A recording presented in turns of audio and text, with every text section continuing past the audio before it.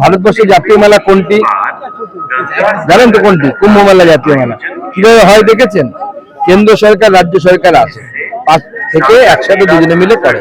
তো জাতীয় মেলা হতে গেলে তো জাতীয় সরকার থাকতে হবে। এখানে জাতীয় সরকার আছে?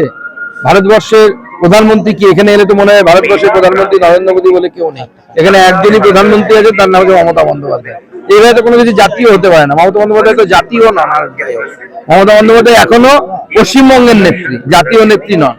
2026-এর সামনেই ভোট, তাহলে কি বলতে চাইছে ডবল ইঞ্জিনের সরকার হলে আমরা মোদিজিকে মেলায় নিয়ে আসবো। মোদিজি এখানে আসবেন, আর মোদিজি এলে কি হয় সেটা কুম্ভ মেলাতে দেখেছেন আপনারা। মোদিজি একবার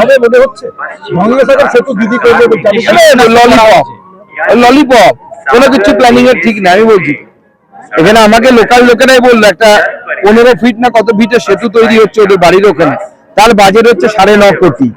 কারণ এখানকার ভৌগোলিক অবস্থান, এখানে বালির উপরে আপনাকে সেতু দাঁড় করাতে হবে, নর্মাল টেকনোলজি দিয়ে হয় না, অনেক পয়সা খরচ হয়। তো তার জন্য অনেক বেশি টাকা দরকার। সেটা তো কোনো প্ল্যানিং আসবে কোথা থেকে? কেন্দ্রের কাছে কোনো প্রজেক্ট আছে কি? প্রজেক্টটা কোথায়? কোন প্রজেক্টের আন্ডারে? কেন্দ্র তো এরকম রাখেনি যে কলের পাইপ রাখেনি, এখানে কল খুলবেন জল বেরোবে। প্রজেক্ট থাকে, প্রকল্প থাকে। এখানে যদি আমাদের ব্রিজ করতে হয়, প্রথমে নীতিন গডকারির সাথে যোগাযোগ করতে হবে। নীতিন গডকারির মন্ত্রণালয় থেকে সেখান থেকে টাকা অ্যালট হবে, তারপরে সেটা হবে, এবং সেটা ন্যাশনাল হাইওয়ের উপরে হয়। ন্যাশনাল হাইওয়ে উপরে চাইলে হবে। আমরা মাজুলি দ্বীপে সেতু করেছি, মাজুলি দ্বীপ আসামের আছে, সেই পর্যন্ত সেতু হয়েছে মেনল্যান্ড থেকে। এখানে হবে না, এখানেও হতে পারে, কিন্তু কেন্দ্র সরকারের সাথে তো যোগাযোগ করতে হবে, কেন্দ্রকে তো নিয়ে আসতে হবে। জাতীয় স্তরে উঠতে গেলে জাতীয় লোক দরকার, তো রিজনাল লোক হলে তো বাংলাদেশ হয়ে যাবে। আরে এই রাজ্যে এখানে হবে না। ওই ইস্তেমা না এক্সিমা কি হয়েছিল, ওখানে যান, ওখানে সহায়তা পাবে। রাজ্য সরকারের মানসিকতা নেই এখানে হিন্দু ধর্ম নিয়ে কিছু করার জন্য। অন্য ধর্মদের জন্য যে সুযোগ সুবিধা আছে সেই সুযোগ সুবিধা হিন্দু ধর্মের জন্য নেই। হিন্দুরা তো এখানে দ্বিতীয় শ্রেণীর নাগরিক। এখানে হচ্ছে হিন্দুরা হচ্ছে দ্বিতীয় শ্রেণীর নাগরিক। না হলে বলছেন যে আমরা যখন উত্তরপ্রদেশে যাচ্ছি আমাদের কত সাহায্য করছে, অর্থ দিচ্ছে, চাল টাল খাওয়া দাওয়ার ব্যবস্থা করছে। আমরা যখন কুম্ভে যাচ্ছি তখন আমাদের সরকার সেখানে দিচ্ছে, কিন্তু এখানে আমাদের কুম্ভে তো আমি নিজে গিয়ে দেখেছি। শুধু তাই নয়, দুজন তৃণমূল সাংসদ তারা গিয়ে বলেছে অসাধারণ ব্যবস্থা, সোশ্যাল মিডিয়া ওপেন তারা বলেছে, মিডিয়াতে বলেছে।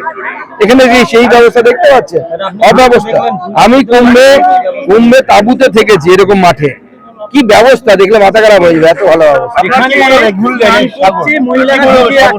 এখানে ভয়ঙ্কর পরিস্থিতি, জামা কাপড় ছাড়ার কোনো জায়গা নেই। প্রত্যেকবার ভাঙন হচ্ছে, ভাঙনকে ঢাকার জন্য মেলার আগে মাটি ফেলা হচ্ছে, বালির মধ্যে মাটি ফেলা হচ্ছে।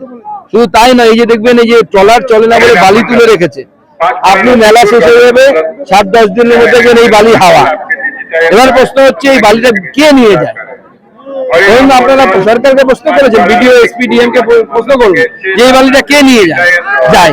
আমাদের কাছে খবর হচ্ছে যে তৃণমূলের নেতারা এই বিনে পয়সায় অর্থাৎ সরকারের তোলা বালি, সেই বালি বিক্রি করে দেয় এবং সেই টাকা নিজের পকেটে ঢোকায়।